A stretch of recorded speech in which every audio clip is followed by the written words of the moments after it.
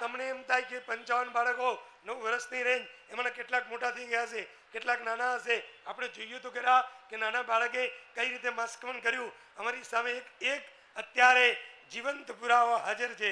અમારા નાનકડા બાલમુનિ 11 વર્ષની અત્યારે ઉંમર છે. બે હાથથી અનુમત ના કરો.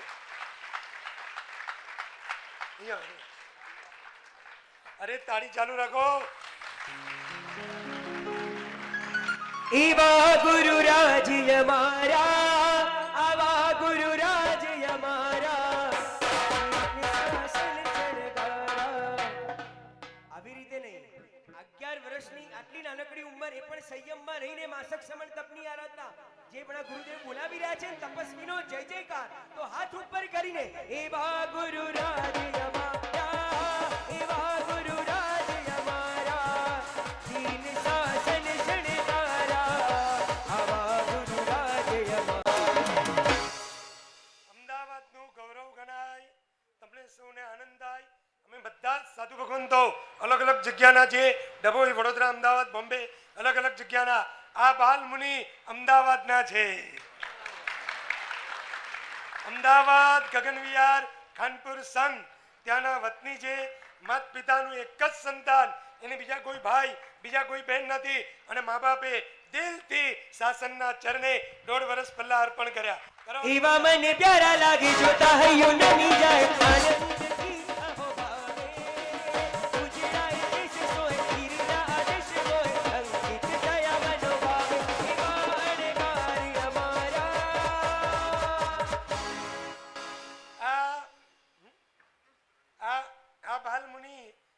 વિશેષતાઓ છે. દીક્ષા પહેલા આટલી નાની ઉંમરે દીક્ષા, માત પિતાના સંસ્કાર. દીક્ષા પહેલા 8 નવપતજીની ઓળી પૂરી કરી અને 9મી દીક્ષા લઈને કરી. દીક્ષા પહેલા આટલી નાની ઉંમર, દીક્ષા પહેલા 3000 કિલોમીટરનો વિહાર અને દીક્ષા પછી 1.5 વર્ષમાં બીજા 3000 કિલોમીટરનો વિહાર. અને હવે અનુમતતા કરજો, વચ્ચે ગીતની એક લીટી લેવાશે.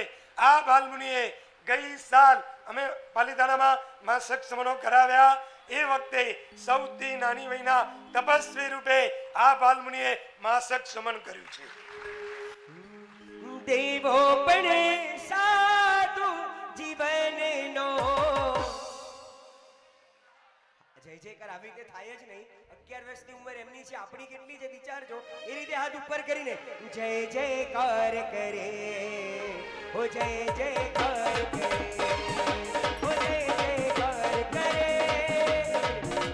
સાહેબ બીજી કોઈ જગ્યાએ તમે આ વાત કરી હોય અને આવી રીતે વધાવે બરાબર છે.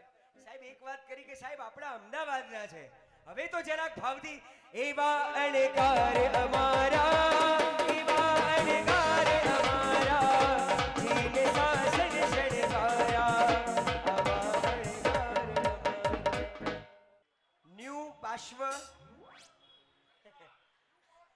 ન્યૂ પાશ્વ પરિવાર પરમ ગુરુ ભક્ત પરિવાર દ્વારા આ લાભ લેવા આજે એકવાર જોરદાર તાળીથી આપણે અનુમોદના કરીએ.